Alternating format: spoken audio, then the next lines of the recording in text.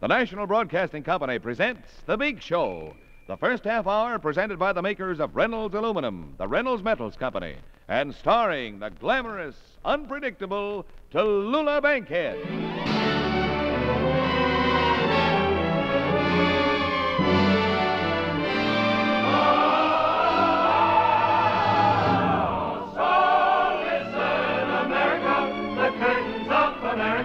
We're going to fill your parlor full of stars.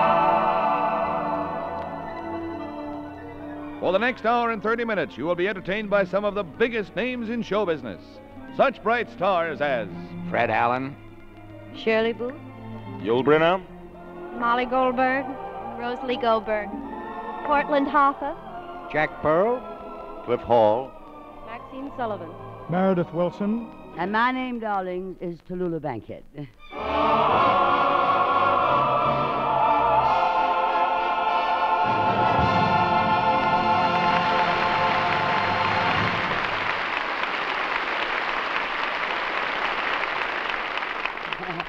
Well, darlings, before we get our show underway, I just want to take one small moment out of something personal. It says here for something personal. Sitting in the audience this evening is a beautiful 82-year-old lady who came all the way up from Alabama just to see this show. She is my Aunt Marie, the historian of the state of Alabama. Where are you, sweetie? Oh, there you are. God bless you, darling.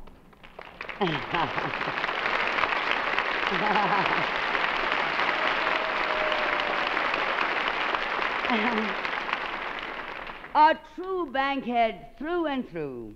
82 years old. I wonder how old she really is. 82. Isn't that a coincidence? Our ages just reversed. And when she's 92, they'll still be reversed. Oh, what a time my beloved Aunt Marie has had seeing New York. I couldn't find her man, 82, so I finally got her two of 41. Then I went along with her. But my big problem was getting her a ticket for the show. Of all things, can you imagine? Tickets are a problem every week. The guest stars grab up as many as they can, 5 to this one, 6 to that one, 8 to another one, and so on. And you know why they want so many tickets. It's nice to have friends in the theater to applaud for them, you know. Oh, actors, you know, darling, they're such children. Well, anyway, before I knew Aunt Marie was coming to town, I'd given away my 800 tickets. And so I began by phoning some of the guests on this week's big show. First, I called Fred Allen and asked him if he had any tickets left. Oh, I'm sorry, Tallulah. I just burned my last 2 tickets. Burned them? Yes, I sure did. You know, the last time I was on your show, I gave 2 tickets to a friend of mine. Well, he came to the theater with his girl and a small box of candy. Well, the theater was so packed they couldn't get 2 seats together, so the boy sat in the 2nd row and the girl sat in the 14th row. A fat lady in the 10th row sat on the candy. It was crunched, so nobody noticed it. Well, halfway through the show, the girl got lonesome and wrote a note saying, "I love you," and signed her name. She asked the man in front of her to pass the note down to the 2nd row to the boy. Well, about halfway down on the 6th row, the lady who had the note poked a man who was asleep and asked him to pass it along. Well, the man woke up, put the note in his pocket, and went right back to sleep again. Well, when he got home, his wife asked him where he'd been, and he was ashamed to tell his wife that he had been to see your show. So he showed his wife the note and told her that he had been out with another woman. Well, the wife sued him for divorce. I was named correspondent. She got the TV set, and he can see the installment collector once a month. So before I give anybody any more tickets to your show, Tallulah, I will eat them first. Well, maybe Portland has a ticket. Let me talk to her. Hello? Oh, hello, Porty, darling. I want to ask you a favor. Well, just a minute, please. Fred, better sit down and eat your tickets before they get cold. Now, what is it, Tallulah? Never mind. Next, I decided to call up Maxine Sullivan. Hello, Tallulah. Hello, darling. I'm in a bit of a jam. I need a ticket for the show. Do you have an extra? I didn't get any tickets. Well, darling, I distinctly remember sending you 3 pairs of tickets, Maxine. 1 pair for you, Maxine, a pair for Laverne, and a pair for Patty. Now, come on, give me a ticket. I can't. You're thinking of the Andrews sisters. No, I'm not. But after this, I certainly will. Well, then I tried Jack Pearl. No, Tallulah. This is Cliff Hall. You want to talk to Jack? Yes. I wonder if he has an extra ticket for the show this week. Wait, I'll ask him. Oh, Baron. Yeah? It's Tallulah Bankhead. She wants to know if you have an extra seat. So she noticed it, huh? You don't understand. Do you have an extra ticket to the big show? Oh, yeah, sure. I got an extra ticket. Well, would you give it to her? Oh, no, I couldn't do that. Why not? What did I do with my extra seat? Well, then I phoned Molly Goldberg. Hello, Mrs. Goldberg. This is Tallulah. Oh, hello, Tallulah, darling. Excuse me 1 minute. I'll hang Mrs. Kramer.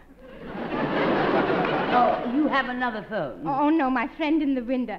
Mrs. Kramer, I'll talk to you later. My friend Tallulah Lou is hanging on the phone. So I'll yoo-hoo you later, and if I don't yoo-hoo you, you yoo-hoo me. Rosalie, darling, please put on your shoes. Don't stand in your feet. Hello, Tallulah, darling. So what was your interrogation?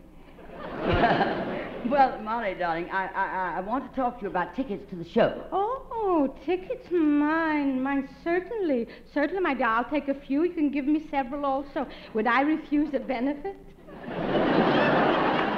No, it is not for a benefit. It's for my show. Oh, well, if it's the theater you're worried about filling up, please banish your worries.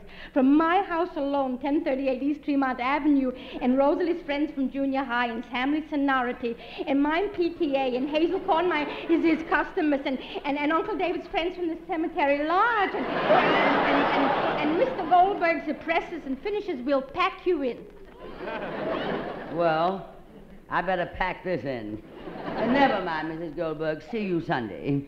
Next, I call Yul Brynner. I phoned him at the theater where he's appearing as the King of Siam in The King and I. Oh, hello. This is Tallulah Bankhead. Hello, Yul. Oh, Tallulah Bankhead. Hello, you all. Well, y'all, darling. How many tickets you get for the big show? 1. Oh, I'm so glad. I need that ticket desperately, Yul. Could you give it to me? Oh, I'm sorry, Tallulah, but I'm giving it to a friend of mine. Oh, darling, you can't give that ticket away. Oh, I know. You can't give it away, but I promised him $5 if you take it off my hands. Well, I had one last chance. Shirley Booth. I phoned her. Oh, I wouldn't give those tickets to anybody, Tallulah. Oh, why, darling? You promised them to someone? Oh, no, I'm not giving them to anyone. You know how I feel about you. You're the greatest actress in the theater. I'd be ashamed to let anybody see what you're doing now. Well, in desperation, I finally got a ticket from our sponsor, the darling Reynolds Metals Company. They always want people to come here and listen to the story of Reynolds Aluminum. That's right, Miss Bankhead. And it's a good story for Thanksgiving because it's about aluminum on the farm.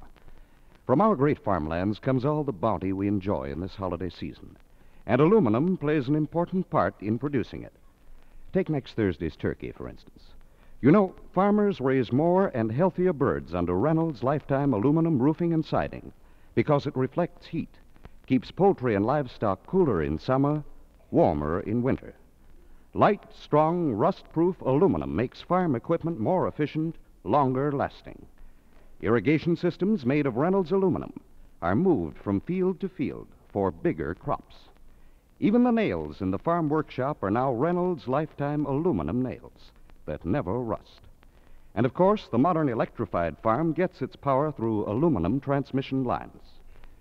There's a lot to be thankful for in this age of aluminum. Reynolds aluminum.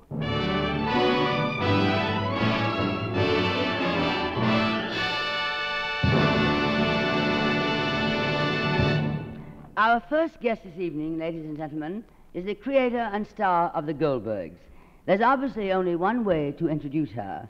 You, Mrs. Goldberg. Yes, darling.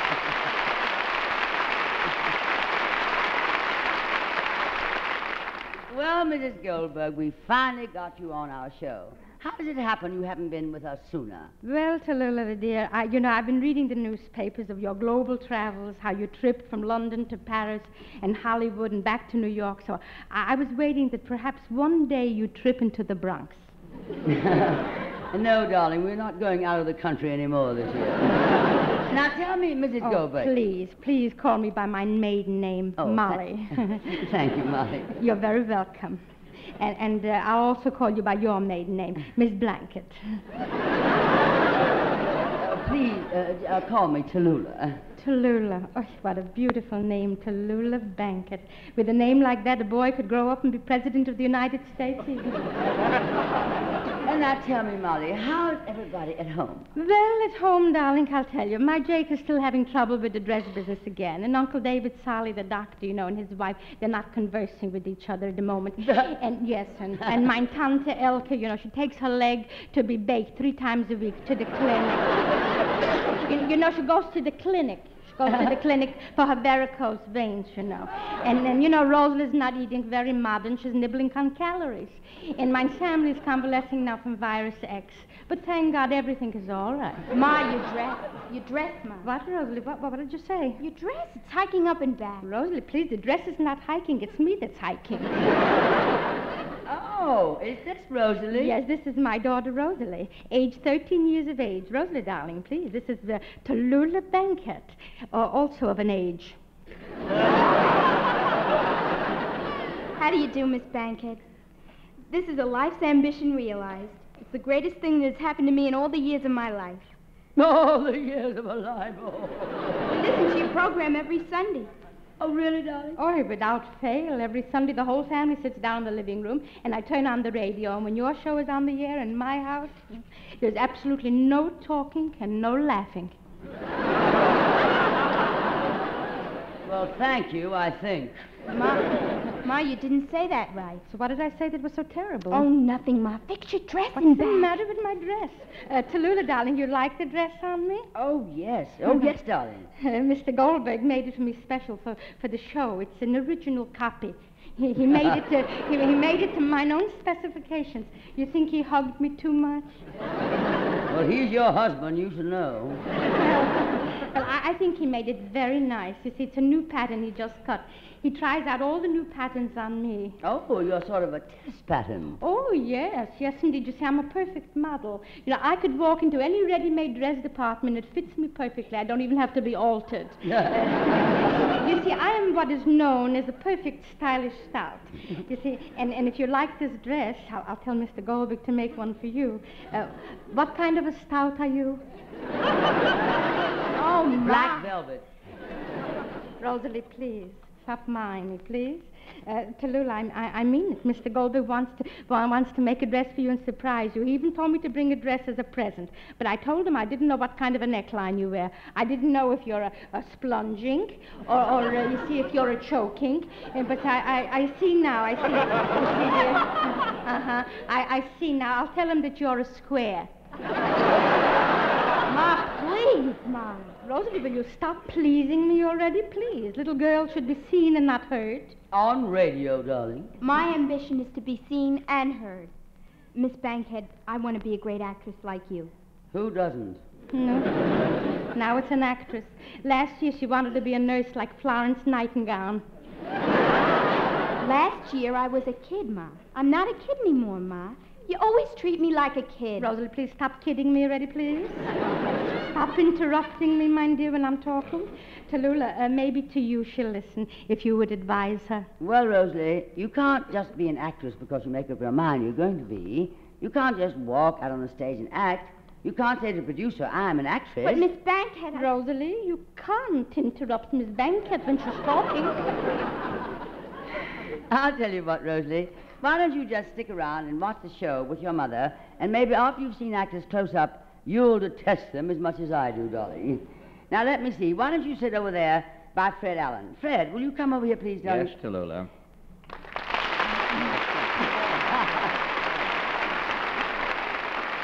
Fred, I want you to meet Mrs. Goldberg and her daughter, Rosalie. Well, how do you do, Miss? Pleased to meet you, Mr. Allen. Oh, Mr. Allen, who don't know Fred Allen, star of Stop the Music.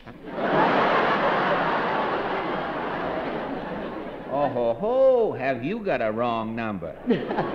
Now, Rosalie, if you'll sit over there with Fred, I'll bring on our next guest, one of the great song stylists of our time, Miss Maxine Sullivan.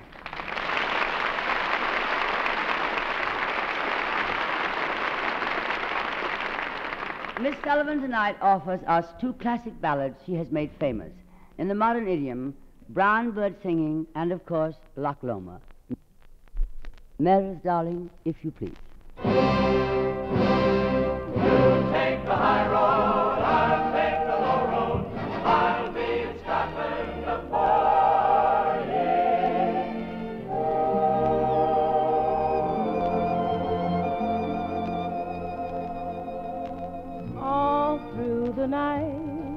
There's a little brown bird singing, singing in the hush of the darkness and the dew, singing in the hush of the darkness and the dew. Would that his song through the stillness could go a-winging to you, to you. Would that his song went a-winging to you. All through the nighttime, my lonely heart is singing sweeter songs of love than the brown bird ever knew, sweeter songs of love than the brown bird ever knew. Would that my song through the stillness could go a-winging to you, to you. All through the nighttime, my lonely heart is singing sweeter songs of love than the brown bird ever. Brown birds, lovebirds, lovebirds, the lovebirds, meet me in the helix in the morning.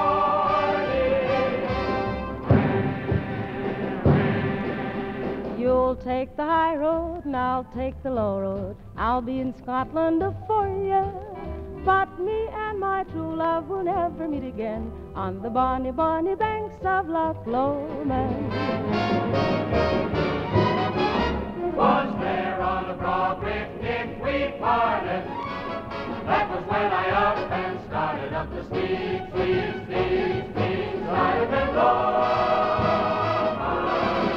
Carried firm on you, the Highland hills we view, and the moon coming up in the gloaming, in the gloaming. You'll take the high road and I'll take the low road. I'll be in Scotland for you, but me and my true love will never meet again on the bonny bank, on the bonny, bonny bank. There's much sweeter songs of love than the brown bird ever knew. Brown bird song, Loch Lomond, Loch Lomond.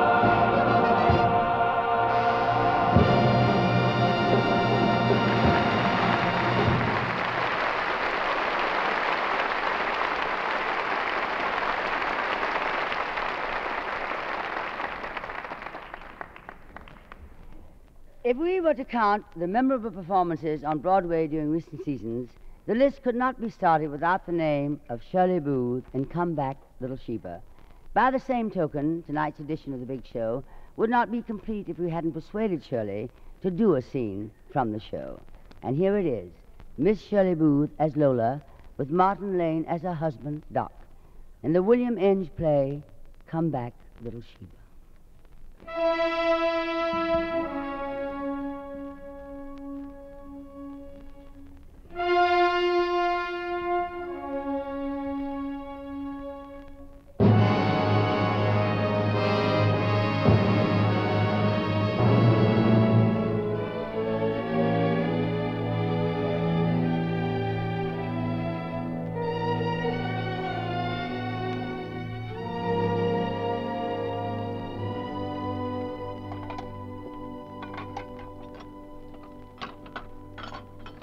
There's still some beans left, Doc. You want 'em?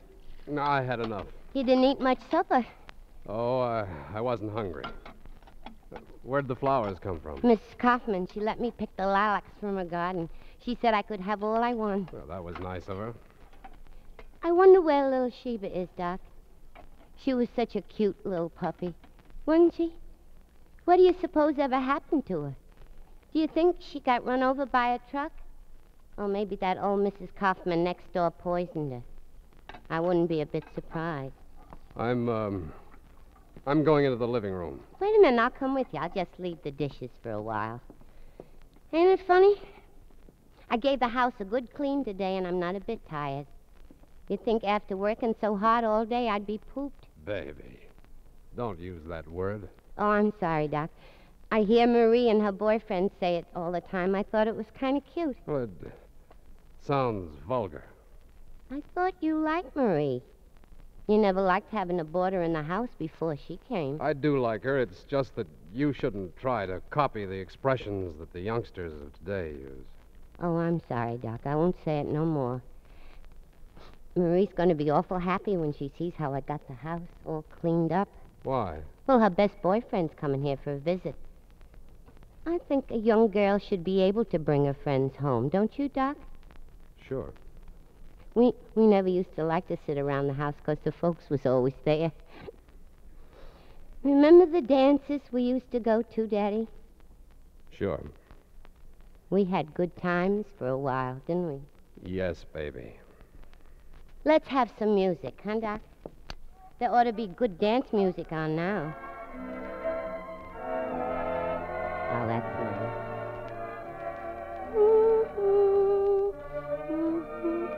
Remember the homecoming dance when Charlie Kettlecamp and I won the Charleston contest? Please, honey, I'm trying to read my newspaper. Remember you got mad at him because he thought he should take me home afterwards. I did not. Oh, yes, you did, Doc. Charlie was all right. You was just jealous. I wasn't jealous. Oh, yes, you were. You got jealous every time we went out any place, and I even looked at another boy. That was a long time ago. Lots of other boys called me up for dates.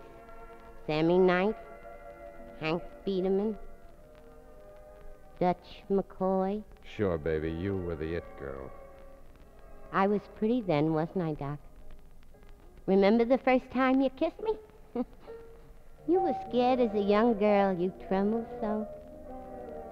We'd been going together almost a year, and you'd always been so shy. And then for the first time that night, you grabbed me and kissed me. There was tears in your eyes, Doc. You said you'd love me forever and ever. Remember? Baby, you've got to forget those things. That was 20 years ago. Are you sorry you married me, Doc? Well, of course not. Why should I be? Well, I mean, having to leave college like that. If you stayed and kept studying, you'd have been a real doctor like you wanted to be. Baby, what's done is done. But it must make you feel bad sometimes to think you had to give up being a doctor and you don't have any money like you used to. Let's not talk about it, baby. We should never feel bad about what's past. What's in the past can't be helped. Sure, I might have been a big MD today. I threw my chances away in other ways, though.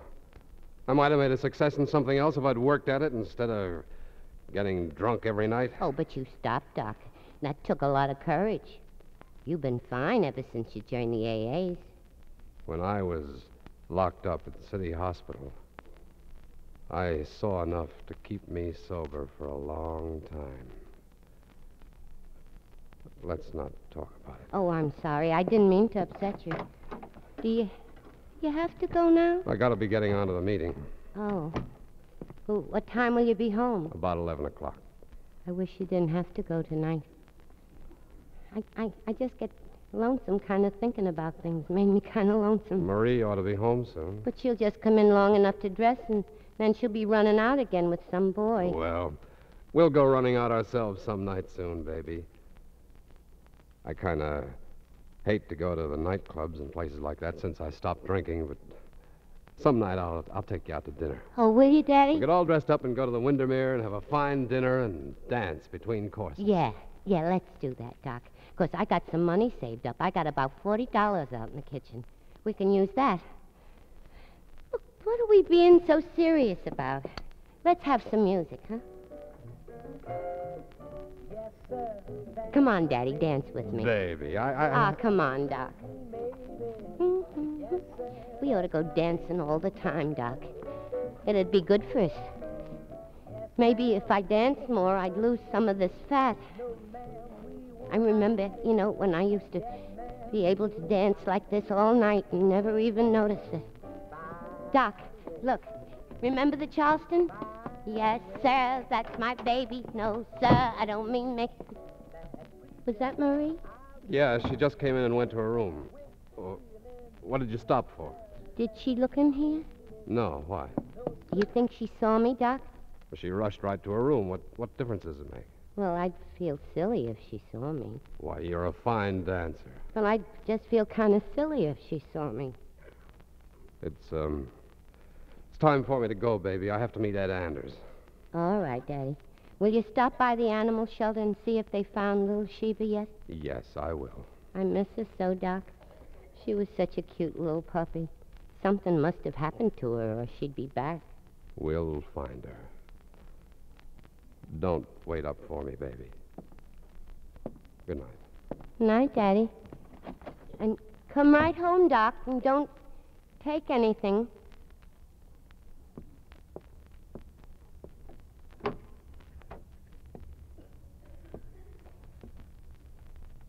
Little Sheba. Come, little Sheba. Come back. Come back, little Sheba.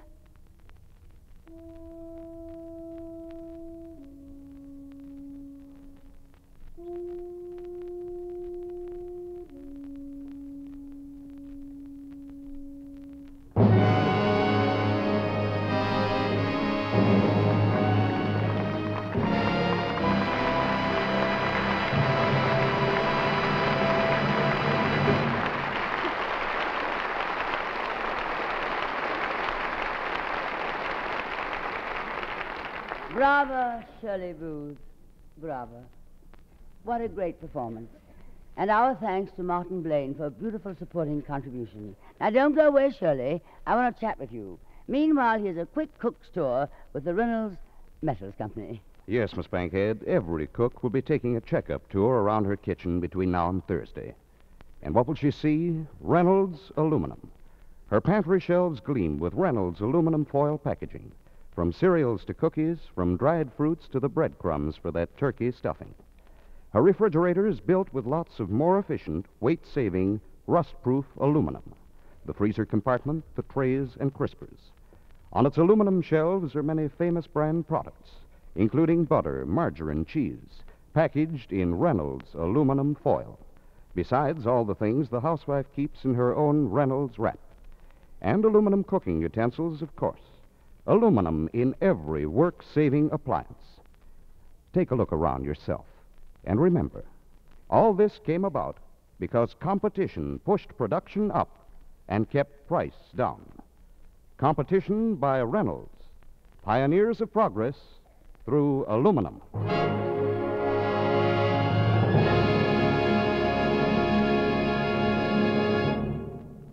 We'll be back in a moment, darling, just as soon as I ring my chimes. This is NBC, the National Broadcasting Company.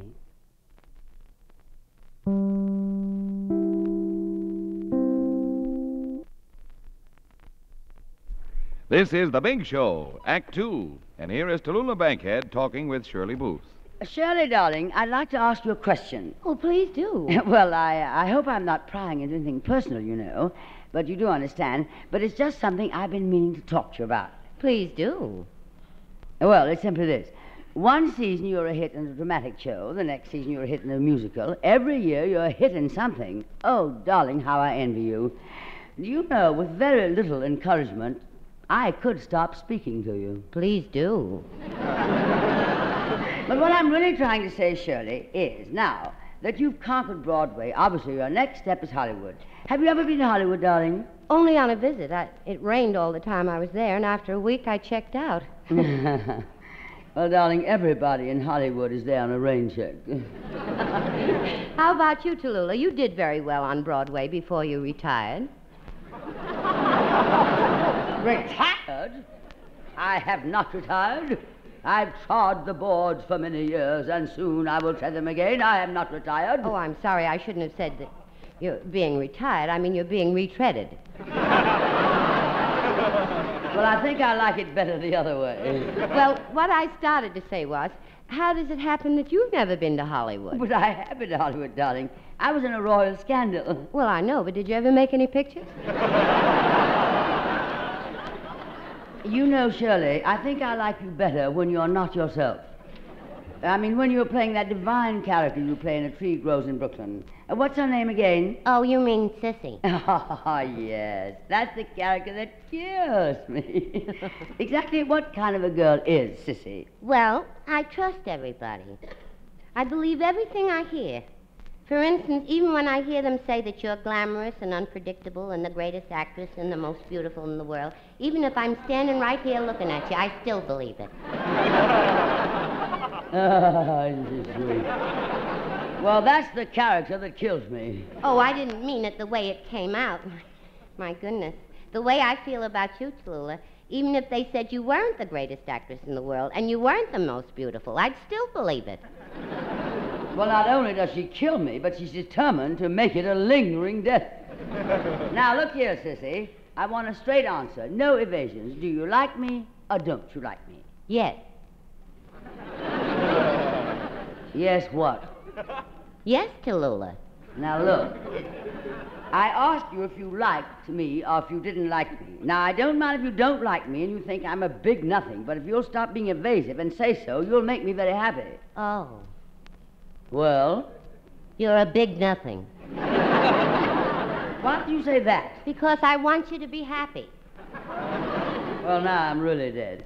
So let's get on, Sissy. How do you feel about men? Well, when it comes to fellas, I'm kind of naive. I like tall blonde fellas, or short dark fellas, or tall dark fellas, or short blonde fellas. But he must be slim or stout. Or anyways, he must be a fella. That is naive? Certainly. Well, how do you like that? I've been naive all my life, and I didn't know it. But I'm not dumb when it comes to fellas. When a fella takes me out to dinner and a picture show and then takes me home and wants to stand around kissing for an hour or so, well, I know when to say no.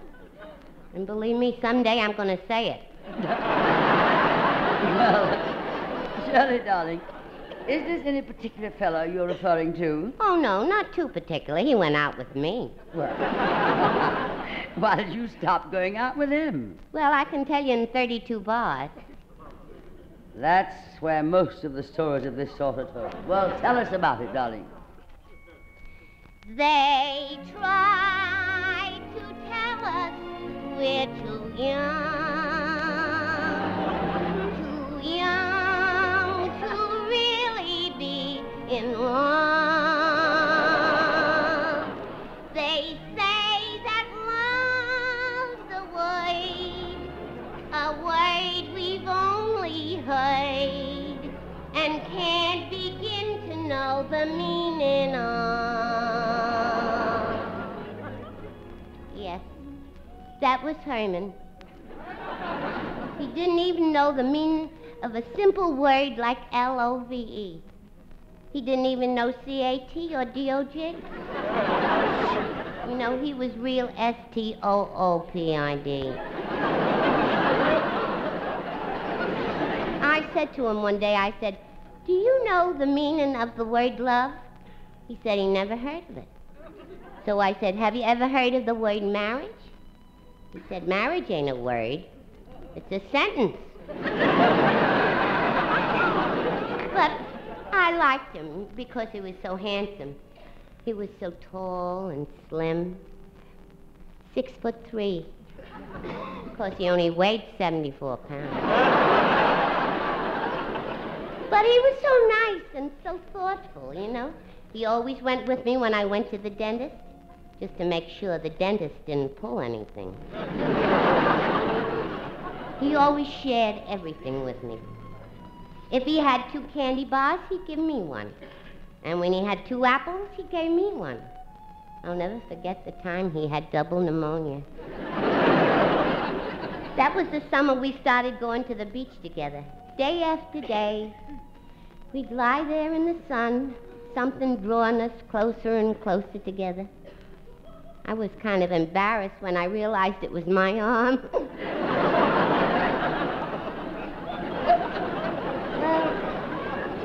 It was then our romance fell apart.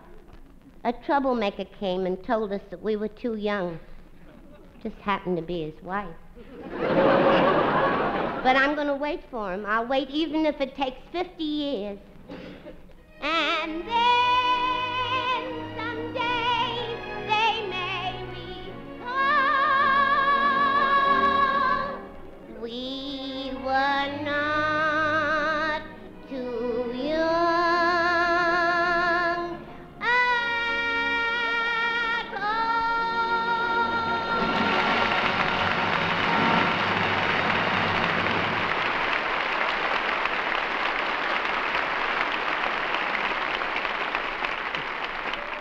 That was divine, Shirley. You're wonderful, darling. Thanks. And now our darling sponsor, Reynolds Metals Company, thinks there's something else to be thankful for come Thursday. Ah, Thursday. The fine plump turkey coming out of the oven. All wrapped up in that pure aluminum foil, the original and genuine Reynolds wrap. Open up the foil and you see your turkey just almost bursting with juice. Because, of course, roasting in foil keeps all the juices in. You can actually see that you get more meat with Reynolds wrap to prevent oven shrinkage. No basting either, no fear of burning. If you want to brown a bird, just put it back in the oven for a few minutes with the foil open. That's the only oven watching you'll do with Reynolds wrap. Yes, there's so much less work to Thanksgiving now. You prepare so many things in advance, keeping them fresh in Reynolds wrap. Afterwards, too, you keep everything fresh as first served. What's left of the turkey going back into its foil wrapping. Every refrigerator dish with its bright Reynolds wrap cover. We do hope you'll be able to get your Reynolds wrap before Thursday. The supply is limited because military needs come first. Let this Thanksgiving be your introduction to 1,001 kitchen miracles in the age of aluminum. Reynolds Aluminum.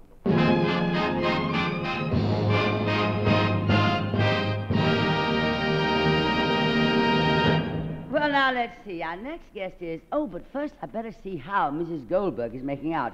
Are you enjoying yourself, Mrs. Goldberg? Oh, delightful, positively delightful. I can't tell you how delightful I am. I'm sitting next to Fred Allen, and he's making me laugh so much I'm expanding. Oh, Mr. Fred Allen, you're a real comedian. You're funnier here than you are in person. No, Ma, you didn't say that right. You mean he's funny in person. He's not funny here. A new generation of critics is showing up. Well, tell us, Fred, what did you say that convulsed Mrs. Goldberg so? Oh, convulsed. That was the word I was looking for. Absolutely convulsed. Well, I was only telling Mrs. Goldberg about the air raid drill we had here one night last week. And all of the neighbors in the block where I live came running into my apartment. So convulsing. Why? Why your apartment, Fred? Well, they figured that my apartment would be the safest place in town from the atom bomb. You know me lately, Fred Allen, no radioactivity. Oh, my. Oh, so convulsing. Rosalie, darling, you'll give me Mr. Webster when we get home. Yes. And now, darlings, if you don't mind, we ought to clear the stage for a brilliant star who's risen like a meteor over the Broadway scene this season. Oh, a star who has risen like a meteor over the Broadway scene?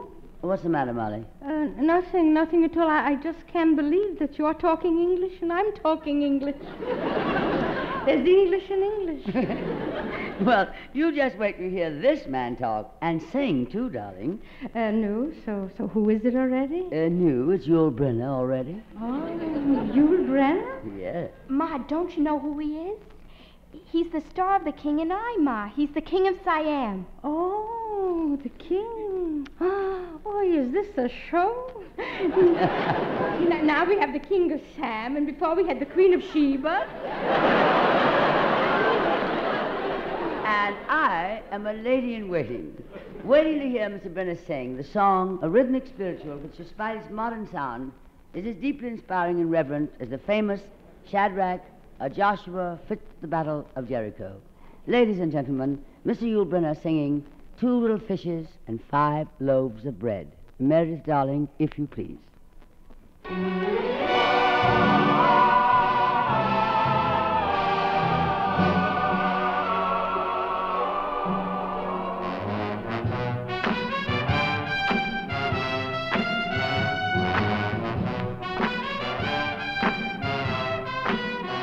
A crowd of people went out in the desert to listen to what the good Lord said.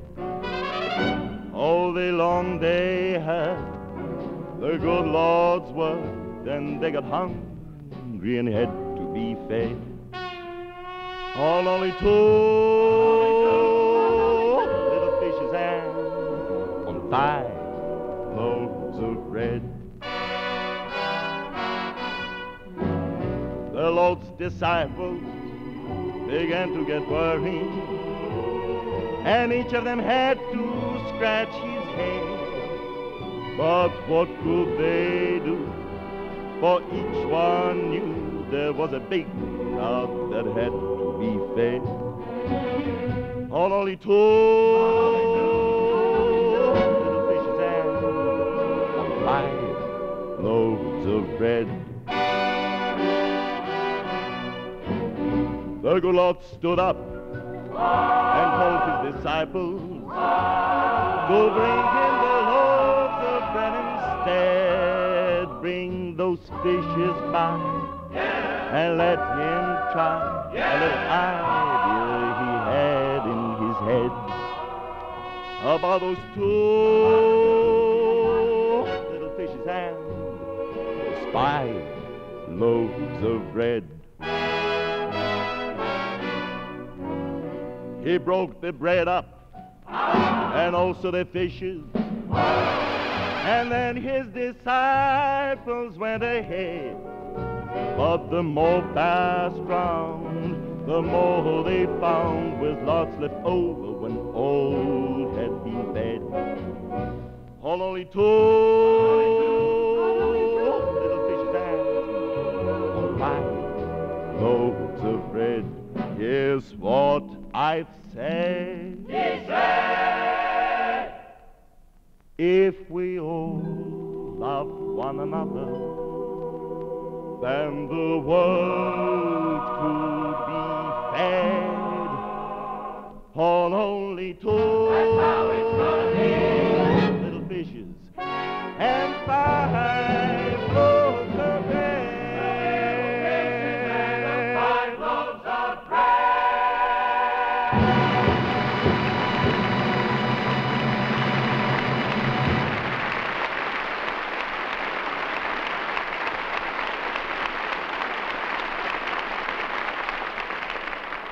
Thank you, darling. You're divine.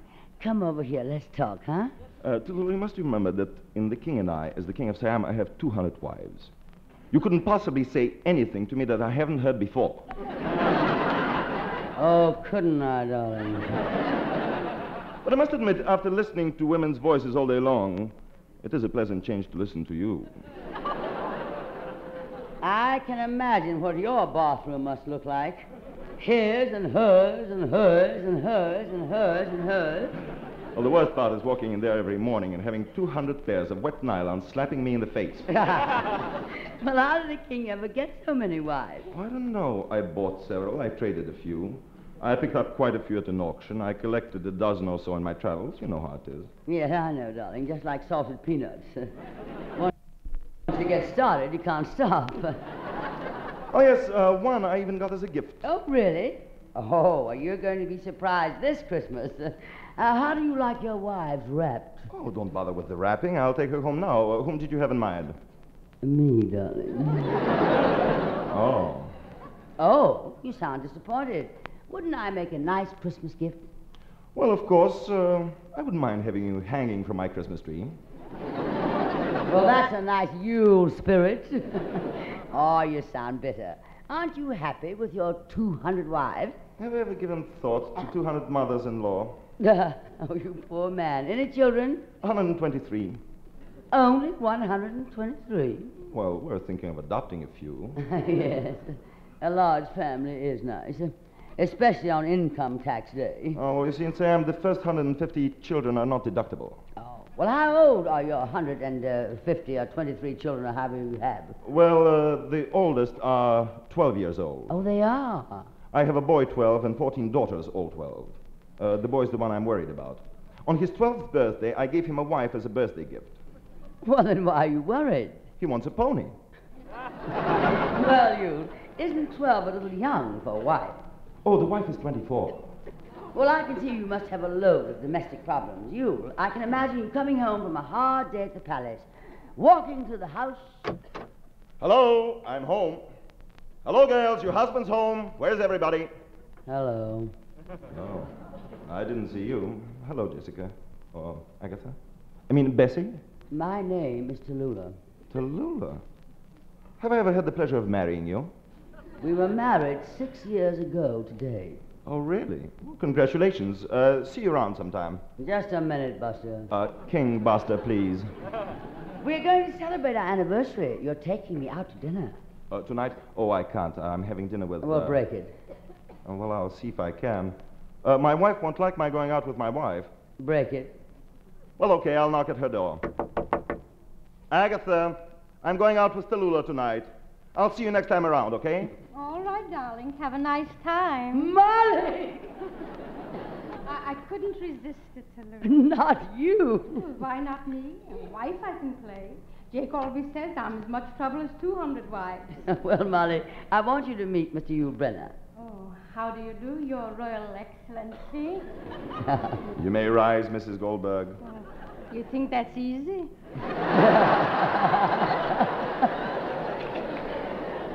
So help me up, Rosalie, darling, while you're standing. Oh, Ma, he's not a real king. You don't have to curtsy. Darling, please, I'm acting. The least I could do is to give him the courtesy of a curtsy. I am touched by your gesture, Mrs. Goldberg, and as a token of royal gratitude, I hereby bestow upon you 2 tickets to The King and I. Oh, thank you. You see, Rosalie, how it pays to be nice to people. Oh, you. Yes, Tallulah. Look at me, darling. How about 2 tickets for me to The King and I? I'm sorry I have no more. Rosalie, why are you standing? Help me up.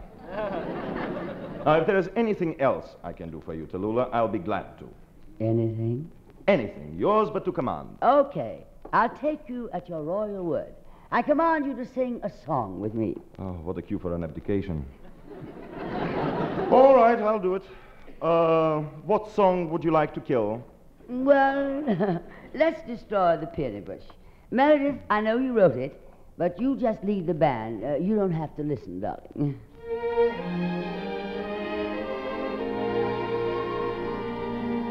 Every rose, every tree, and every bird and bee seem to rate around a lay or two. So a slight poetic push for my favorite bush would seem to be long overdue. 'Twas a peony bush there in my garden that made me turn around to smile at you. Oh, zinnias, oh, gardenias with a fragrant perfume. Forget-me-nots and fancy pots or orchids in bloom. But the peony bush there in my garden, it did the trick as quick as 1, 2, 3. Please let me decorate my garden gate forever, and never will there be any bush But the peony bush for me.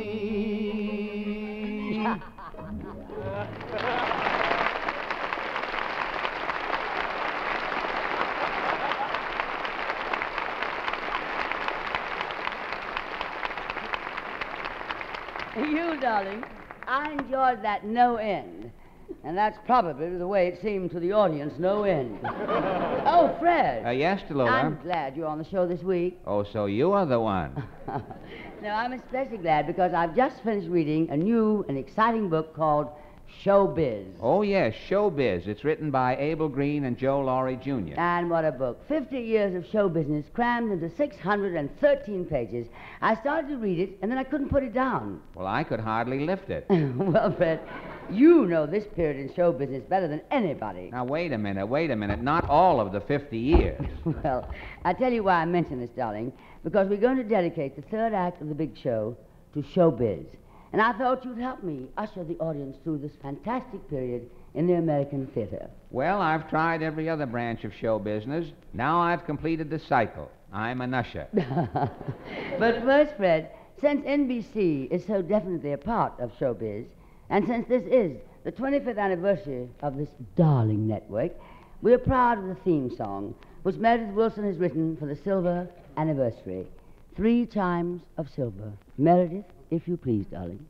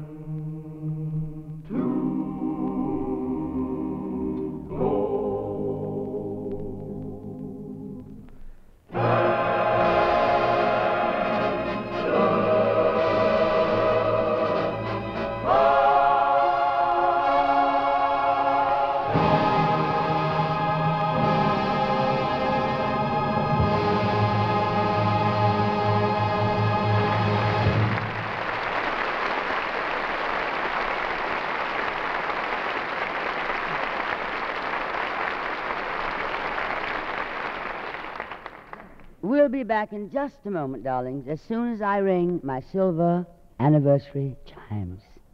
3 chimes of silver.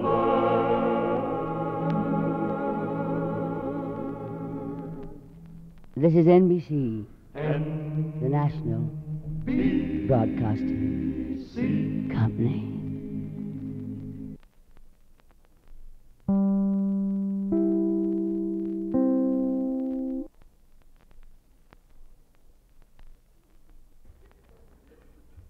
This is The Big Show, Act 3. This portion of The Big Show is brought to you by Dentine, the gum with breathtaking flavor, and Chiclets, the candy-coated gum with the flavor that won't chew out. By Chesterfield. Sound off for Chesterfield. Get something new, something no other cigarette has. Chesterfield, mildness plus no unpleasant aftertaste. And by Anacin, for fast relief from pain of headache, neuritis, and neuralgia. And now here's something of interest to you. For breathless moments. For your breathless moments. Chew Dentine, the gum with breathtaking flavor. Dentine tastes so good. Dentine freshens your breath. Dentine helps keep your teeth sparkling clean and white. Dentine, the gum with breathtaking flavor. Before you go out, and always after eating, drinking, smoking, refresh your breath with Dentine. You'll love Dentine chewing gum, for Dentine has a wonderful, tingling, nippy flavor that lingers on and on. It's delicious. And remember, Dentine helps keep your teeth white, too. Keep Dentine handy. You'll enjoy refreshing your breath when you chew Dentine. So, for breathless moments, for your breathless moments, Chew Dentine, the gum with breathtaking flavor.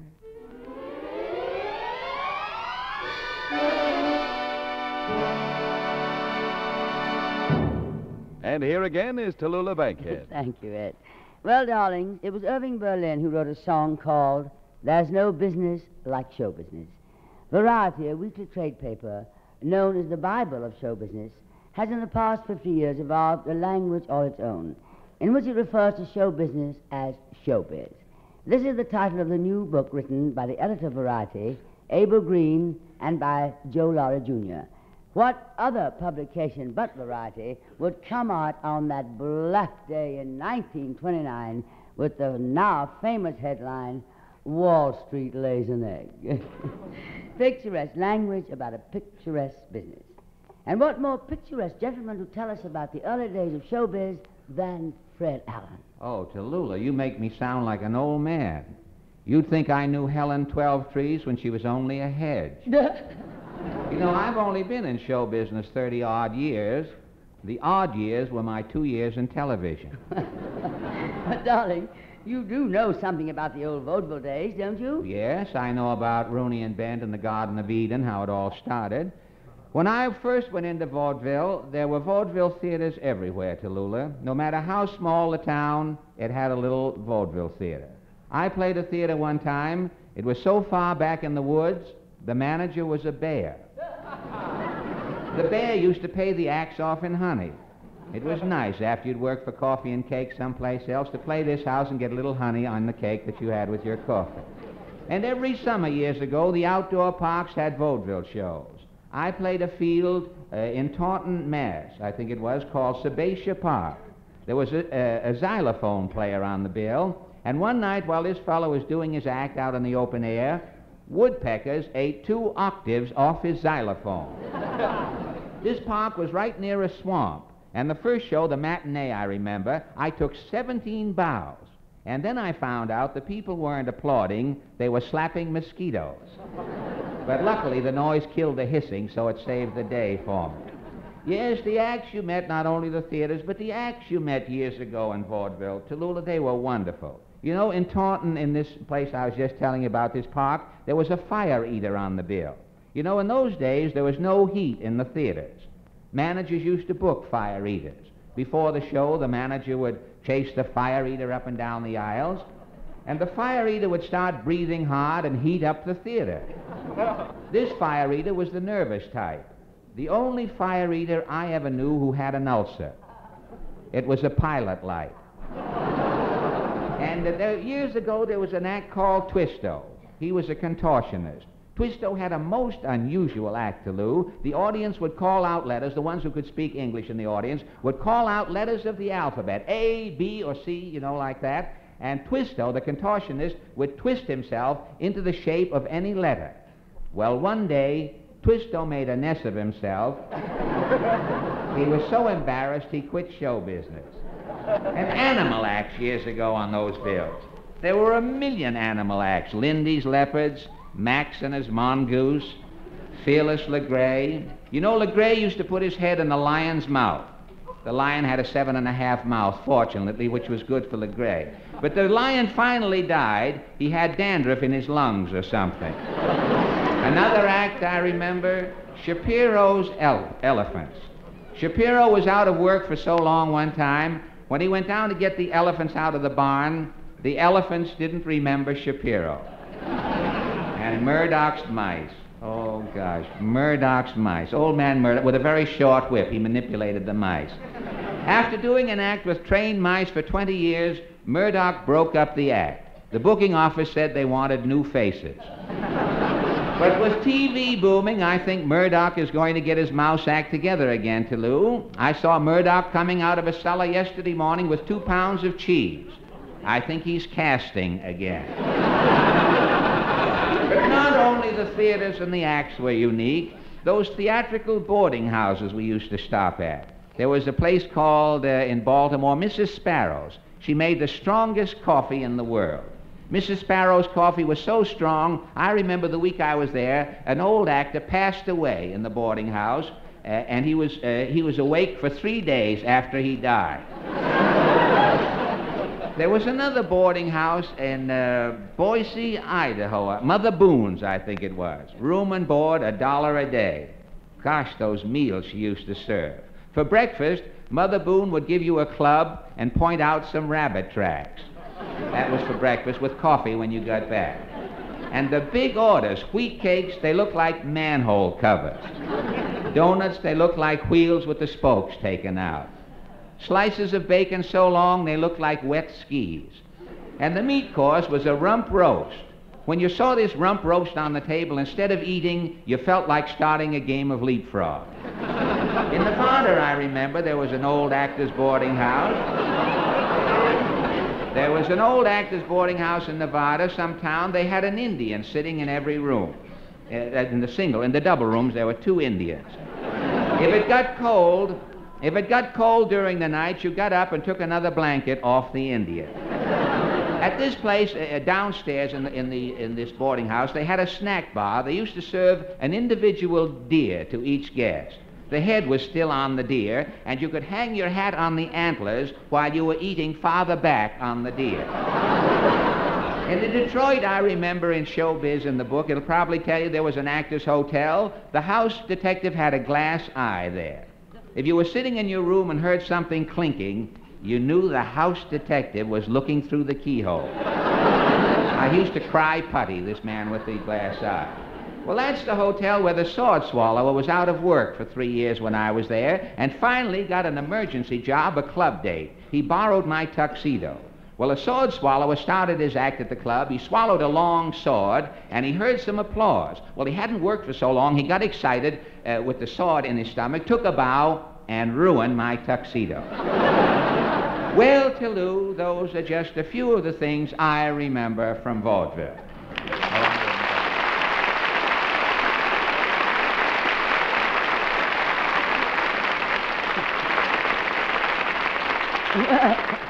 Well, Fred, darling, didn't you and Portland do an act together? Yes, I'm sorry we got that applause. I was going to remember some old applause I got years ago and use that tonight, but see, that's just still there. But Portland and I did do an act, Tallulah, and I don't have to think back to remember Portland because this is Portland right here. I'm glad you told me. I should have remembered some applause for Portland, too. It would have helped out there. Well, darling, now where am I, Fred?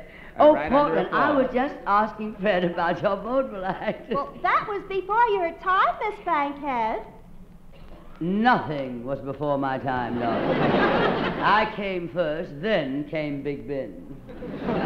That act that Portland and I did that you mentioned, Tallulah, I'm afraid that would be sort of a museum piece today. What was it like? Well, as I remember, to open the act, I sang a ballad. What was the name of that ballad, Portland? If I had the tears that I cried over you, I could open a small canal. That's right. That was the opening song. I sang that with a blonde wig on, and then I took my wig off and surprised everybody.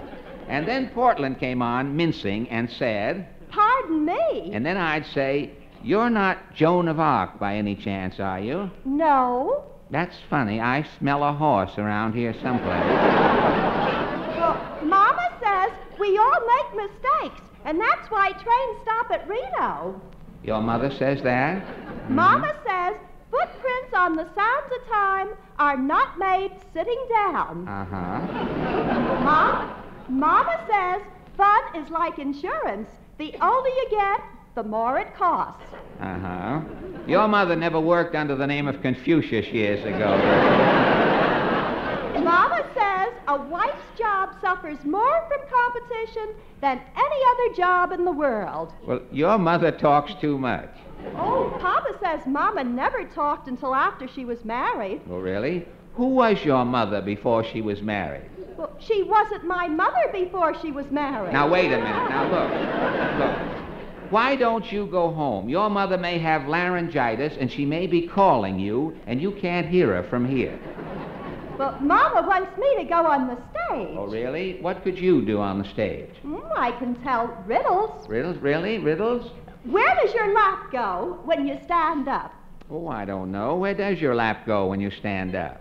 It runs around behind you and shows up under another name. Oh, now, wait.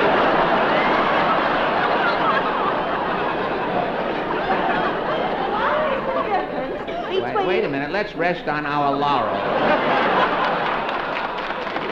This brig is so skimpy, I would like to lean back on it just for a second. What is the difference between electricity and lightning? The difference between electricity and lightning, what? You don't have to pay for lightning. Oh. Yeah. Well, what's so funny? Oh, I'm a ball of fire tonight. To you, you are a ball of fire. To me, you are a clinker in the making. Now, look, Portland, forget. You say you don't have to pay lightning. You pay him on the Amos and Andy show, lightning gets paid. But forget about, oh, yes, at a time like this, forget about the... Forget about... I hate to be drowning and have somebody throw me a line like that. Well, forget about the stage.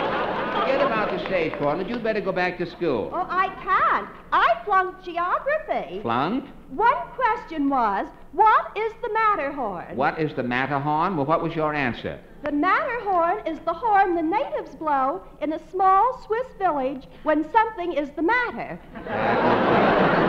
Are you going now? Well, you know what George M. Cohan said. What? If you can't leave them laughing, at least leave them. A good idea. Well, there you are, Tallulah. That was part of our old vaudeville act. And now you know how radio got started.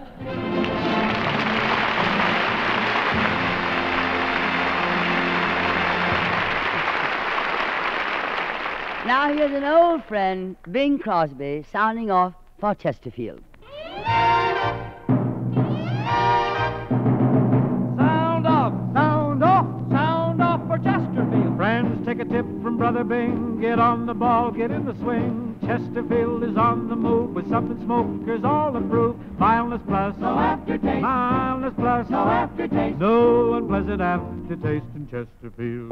That's right. From Florida to Oregon, Chesterfield salesmen are on the run, bringing dealers fresh supplies of the smoke that satisfies. Chesterfield, Chesterfield, Chesterfield, Chesterfield. Milder, milder, milder, milder. Chesterfield.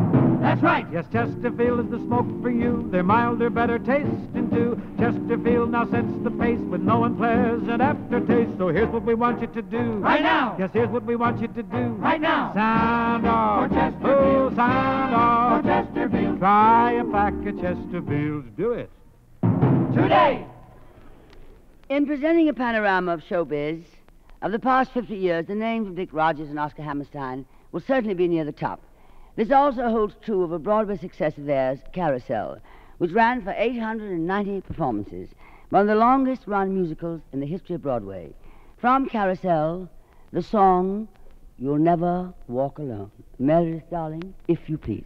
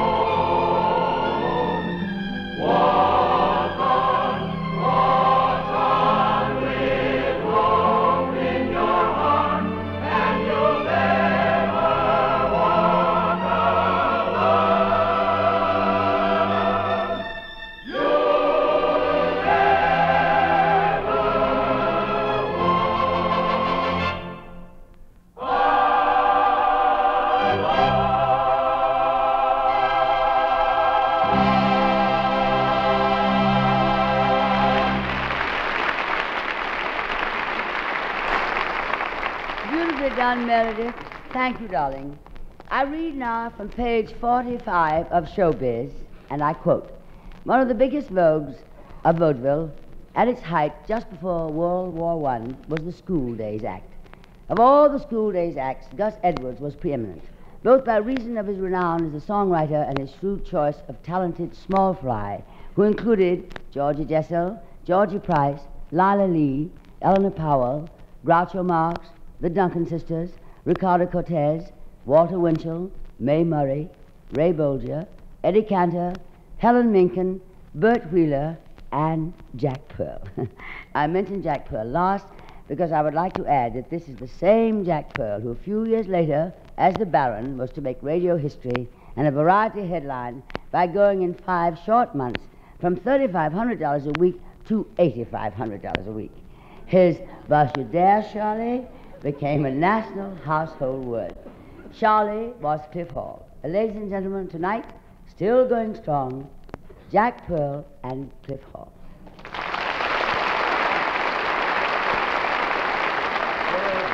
Baron, I'm delighted to see you. Well, My goodness. What's the matter with you? You look so tired now. What's trouble? Well, Charlie, I work like a horse now. You do, really? I work like a horse. I'm working now in the war factory. Is that so? I work 16 hours a day. 16 hours? My goodness. I belong to 2 unions. Oh, 2 unions. I work like a hunt. You're working in an ammunition factory? Yeah, I clean out the inside of cannons. I see. You see? And I smooth them out. Yeah. Well, the other day I was working so hard, it was my 12th hour, Uh-huh. and I fell asleep. Yeah. And while I was sleeping, they came along and tested the cannon. Wait a minute. You mean, I give you mean my- to say you fell asleep inside the cannon? Yeah. And while you were in there, they tested the cannon? Yeah. Well, what happened to you?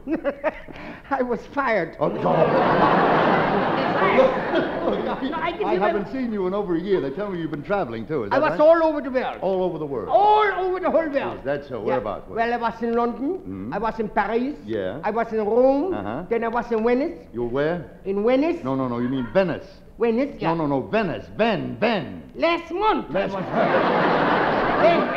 was When you were in Venice, did you see the gondolas? I was coming for. I didn't get you. I say, when you were in Venice, did you see the gondolas? No.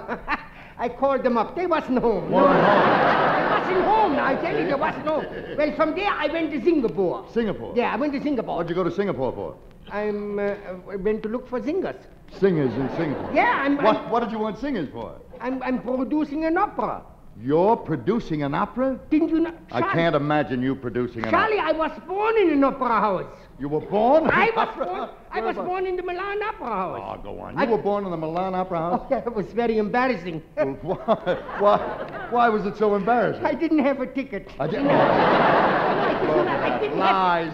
Look, Baron, what is going to happen to you if you keep on lying like this? Well, sooner or later they send me to Congress. Yeah, well,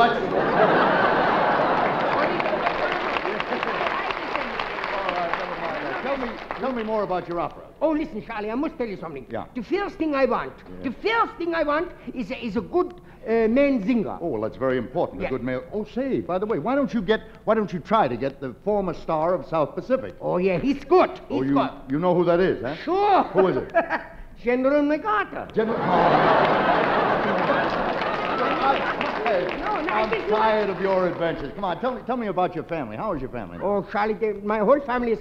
Charlie, I must tell you a story with my son. This is a story. This is the true story, so true that I'm here. My son, August. Oh, you mean Gus, huh? Yeah, who? Gus? No, August. Well, I call him August for short. All Well, right, anyhow, listen, well, here. Listen, Charlie, you got to hear them. Yeah. The other day, I was coming home. You know, I was in my, in my house. Yeah. And August comes in. Yeah. He comes over and he says to me, Papa. Oh, he called you Papa? Oh, yeah. I come home once in a while. Well, sure. He says to me, Papa. Yes. He says, I want you should come in school. Yes. Well, I'm in my room where I was sleeping. Oh, you were in your boudoir. So I'm coming for one and... What was the crack? What? I say you were in your boudoir. No, what? I was in my pajamas. Go a different room. I'm not so I'm in my pajamas, Yeah. you see? And he comes in. Yeah. I say to him, what is it, August? He says, Papa, he says, the teacher wants you should come in school. Uh-huh. I said, August, you was bad. Tell Papa you slag the butt of the nose. Now, wait a minute. You wouldn't strike your own child. Oh, I never hit my son. Never hit your son. Only in self-defense. Oh, So I says to him, August, you was bad. Yeah. He says, no, Papa, but the teacher wants you should come in school. I see. Well, to make a long story sooner, I go in the schoolroom. You see, I go in the schoolroom, and I sit way in the back. Yeah. The last row over this.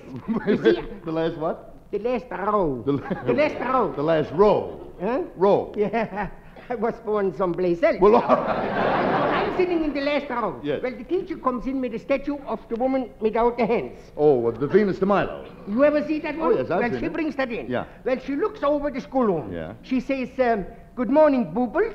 Oh, And the no. booble says... Wait a minute. She said mo- good morning what? She says, good morning, boobles. No, you And mean the booble... she said good morning, pupils. It's pupil.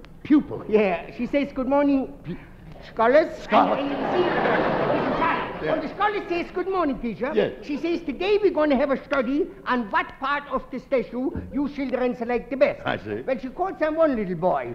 A little boy by the name of Abraham. Abraham, the son of Terah. So she calls... No. Abraham, the son of Ginsburg. Oh, Abraham says, what part of the statue you like the best? Yes. Well, Abraham got up. He says, teacher, he says, I like the shoulder. She says, you bad kids. Take your head, go out from the school. You hear that? Yeah. Take your head, go out. Also, he goes out. He exits. So she comes from another... I didn't get it. I say he exits. Yeah. He exists. So No. he exits. No. He exists. The other one. To exist is to live. To exit is to go out. Yeah. He lives to go out. He lives You to see? go out. And he lives to go out. Yeah. Now she calls in another little boy. A little boy by the name of... I know it so well, I forgot it. Well, wait a minute. Perhaps I can help you out. What letter of the alphabet does the boy's name begin with? Begins with a Z. With a Z? Well, that should be easy. There aren't many names beginning with Z. No, he only needs one. you Only know. one, yeah. He got one name. Zebra. No, no. Zodiac. No. Zabisco. This is a boy, not a cracker. Not a No, not Z like you said. Oh, no? No. I mean like A, B, B. Z. Oh, C. Z. Charles. No. Clarence. I got it. Got it? What is it? Joseph. Joseph. He says, what part of the station you like the best? Yeah. Well, Joseph got up. He says, teacher, he says, I like the hubs. You like the what? The hubs. The hips. I could never say hips. You just said it. Who did? You did. Did I? Yeah. It's my own fault. Yeah. He says, take your head, go out from the school. Yeah. Also, she calls on another little boy. Uh-huh. Well, who was it? Who do you think it was? I haven't the least idea. Who was it? My son August. Oh, your little offspring. So, no. He was born in the summer. August, she says, what part of the station you like the best? Yeah. Well, August... Well, come on. Let's hear it. I tell you, he's too smart to live. He's too smart to live. I'll kill him in the morning. He says, August, Yeah. he said, what part you like the best? Well, August got up, he said... Well, what did he say? Come on, hurry up. Give me my hat. Give me your hat.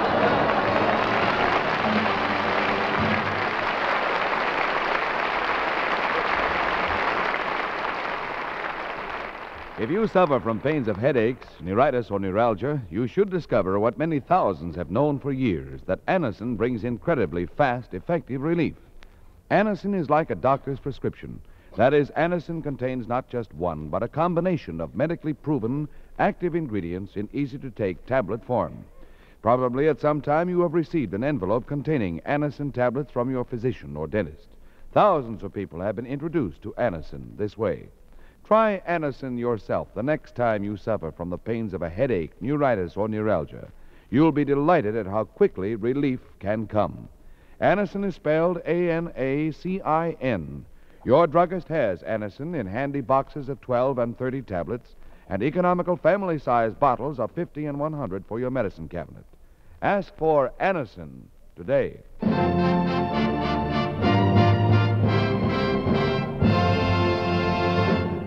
And now, darlings, that we've let you in a little on the inside of showbiz, we're going to go one step further and let you listen to our guests say good night when they're playing themselves rather than the characters they have made famous.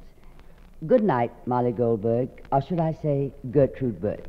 Good night, Tallulah. This has been a great pleasure appearing on your show, and I hope to see you again real soon. Thank you, Gertrude. And how about Rosalie? Has she made up her mind yet to become a great actress? No, Rosalie Goldberg will never become an actress. But Arlene McQuaid, who plays Rosie, is already a very great and talented actress, I think. Indeed she is, Molly. Good night, Arlene. Good night, Miss Bankhead. Well, come, Rosalie, please. Papa's waiting home for supper. I left him in a little pot, but we have to go home and boil him. Right, Ma, I'm coming. Well, so long, Tallulah. Oh, good night, you, darling. Tallulah, if you know of anybody who needs a wife, send them to me. Remember, I can get you to you wholesale. Maxine Sullivan, it was wonderful having you with us, and I want you back soon. Luckily, you have only one voice, but what a voice. Always beautiful. Thank you, Tallulah. And you have a beautiful voice, too. Oh, you will be back soon. Well, Tallulah, the evening has been delightful. Thank you. Good night, Jack Pearl. I'd like to stick around and chat with you after the show, but, you know, I've got to rush home to my 200 wives. Oh, you haven't got 200 wives. Was you there, Tallulah? No. Also, I got to go home to my 300 wives. Coming, Charlie? Good night, Tallulah. Good night, darling. See you soon, Cliff Hall. Fred Allen, you're next. Good night, Tallulah. Oh, now, Fred, that's not your regular voice. No, it's yours. I thought I'd borrow it to get a laugh, Tallulah. Fred, aren't you coming? Who are you talking to? Who knows? One of the acts on the bill. I think she's a fire eater. Good night, Tallulah. Good night, Tallulah. Good night, darling. Good night. And now, finally, Good night, Tallulah. Good night, Shirley, darling. And the best of luck. Come back again, little Shirley. Any voice at all. I'll certainly try. But, Tallulah, we've all been revealing our true voices. How about you saying something in your real voice? My real voice? Do you want to hear me say something in my real voice? Why, honey, if I did, you wouldn't understand a word I said. So, darling, that's why I say in my regular Sunday night voice that our time is about up tonight. Oh, yes. If you happen to get a copy of Look magazine, you might be interested in an article about Southern women on which I wrote my comments in my best Southern voice. That is, if you can read between the Mason-Dixon lines. And do try to be with us next week when our guests will be Dane Clark, Mary McCarthy, George Sanders, Martha Scott, Martha Wright, and others, and, of course, our very own Meredith Wilson and the Big Show Orchestra and Chorus. Until then, may the good Lord bless and keep you, whether near or far away. Maxine. May you find that long-awaited golden day today. Jack? May your troubles all be small ones, and your fortune 10 times 10. Fred? May the good Lord bless and keep you till we meet again. Portland? May you walk with sunlight shining and a bluebird in every tree. Rosalie? May there be a silver lining back of every cloud you see. Cliff? Fill your dreams with sweet tomorrows. Never mind what might have been. You'll? May the good Lord bless and keep you till we meet again. May you long recall each rainbow, then you'll soon forget the rain. Molly?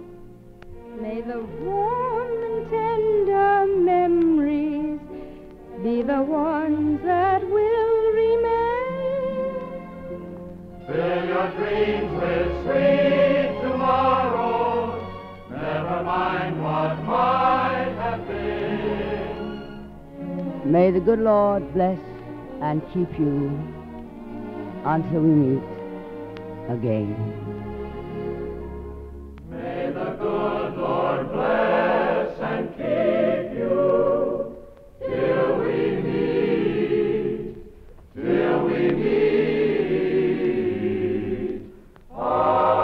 again. And Godspeed to our armed forces everywhere. Happy Thanksgiving and good night, darlings.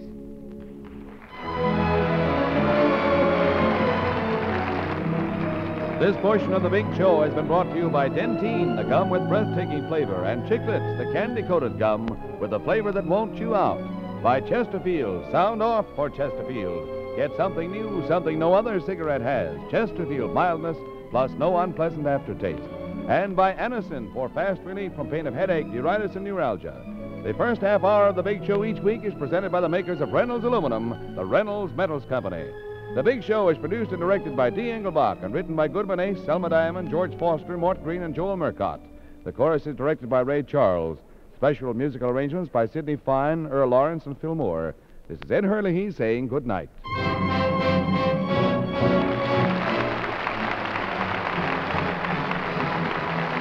Enjoy mirth and music with Phil Harris and Alice Faye, next on NBC.